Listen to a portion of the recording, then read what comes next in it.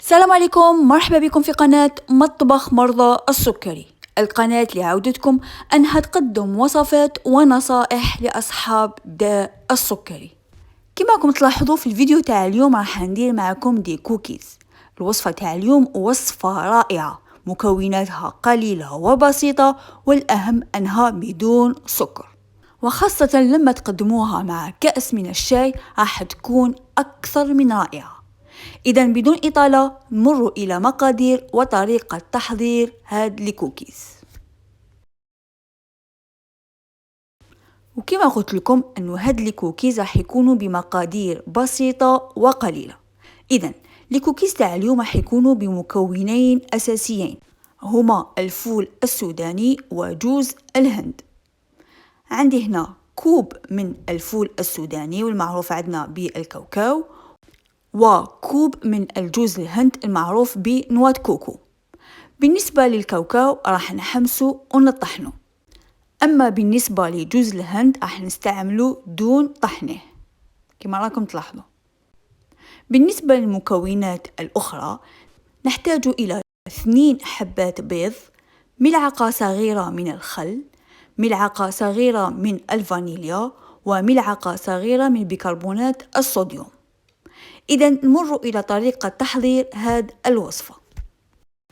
أول خطوة راح نحمسوا الكاوكاو أو الفول السوداني ونطحنوه كما راكم تلاحظوا هنا بعد ما حمسته وطحنته.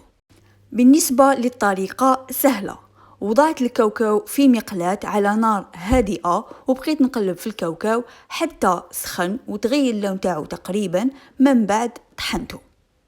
إذا بعد ما طحنا الكاوكاو نضيفوله كوب من جوز الهند أو نواة كوكو وملعقة صغيرة من بيكربونات الصوديوم. كما راكم تلاحظوا وضعت المواد الجافة مع بعض. إذا باستعمال الملعقة راح نمزج المكونات مع بعض. نضع الصحن على جنب وناخذ صحن آخر، هذا الصحن راح نمزج فيه المكونات السائلة. إذا عندنا 2 حبات بيض، من الأحسن يكون الحجم الكبير. نضيفوله ملعقة صغيرة من الفانيليا وملعقة صغيرة من الخل الأبيض، بلا ما ننساو قرصة من الملح أو كمية قليلة من الملح. والآن راح نمزج المكونات مع بعض باستعمال الخلاط الكهربائي.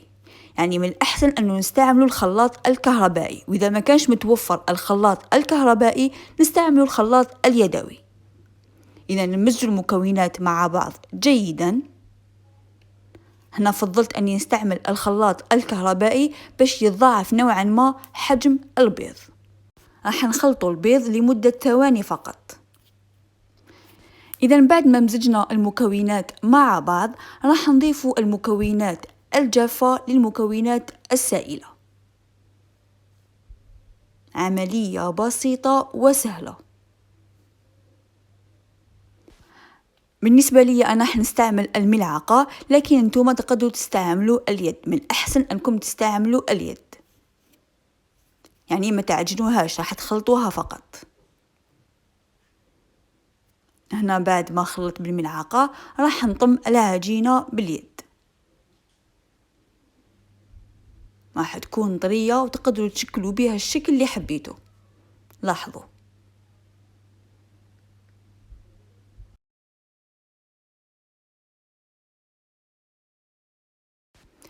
إذا هاي العجينة بعد ما طميتها راكم تلاحظوا أنها طرية رائعة، كما قلت لكم نقدروا نشكلوا بها كما حبينا. نمر للخطوة الأخيرة. كما راكم تلاحظوا هنا وجدت العجينة، وجدت صينية الفرن وضعت عليها ورق الطهي، وانا مجدين الفرن على درجة 180. هنا خذيت يعني كمية قليلة وشكلت كريات، وإذا حبيتوا تستعملوا الميزان حجم كل كرية 30 جرام. نشكلوا كرية بهذا الشكل، من بعد احنا نضغطوا باليد، احنا نضغطوا على الكرية باليد بهذه الطريقة، يعني بدون طابع. نزيد معكم حبة أخرى. إذا نرفدوا كمية، من بعد حنشكلوا كرية. شوفوا شحال سهلة، نقدروا نشكلوا بها كما قلت لكم الشكل اللي حبيتوا. إذا نشكلوا كرية، من بعد نضغطوا باليد بهذه الطريقة. النتيجة راح تكون رائعة. إذا نكملوا الكمية كامل ونمروا للخطوة الأخيرة.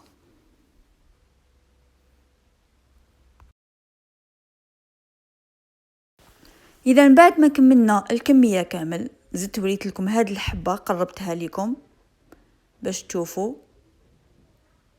هذا هو الشكل تاع لي كوكيز. بالنسبة للعدد دارت لي 12 حبة. الآن راح ندخلوا الصينية للفرن على درجة 180 لمدة 20 دقيقة. وبعد 20 دقيقة، يعني بعد ما يطيبوا لي كوكيز، راح نشعلوا لهم من الفوق لمدة ثواني فقط حتى يتغير لونهم. إذا بعد ما طابوا لي كوكيز، وكما راكم تلاحظوا قدمتهم مع كأس من الشاي، وهادو لي كوكيز راح يجوا روعة مع الشاي. نتمنى أنكم تجربوهم، لأنه الذوق تاعهم رائع، حتى أنهم بدون سكر، لكن الفول السوداني وجوز الهند أعطاو ذوق رائع لكوكيز. ومتأكدة أنكم لما تجربوا هذه الوصفة راح تعجبكم وراح تداوموا عليها. دوك ناخذ قطعة ونقسمها قدامكم وتشوفوا، من الفوق راح تجي مقرمشة ومن الداخل راح تكون طرية. أما بالنسبة للذوق جربوها واعطوني رأيكم فيها، لأنه بالنسبة لي كانت أكثر من رائعة، عجبتني وداومت عليها عدة مرات.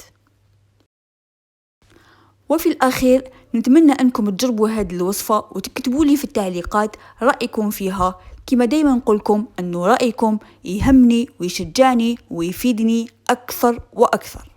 نصيحتي لكم كالعادة، تهلاو في صحتكم وفي والديكم. إلى اللقاء.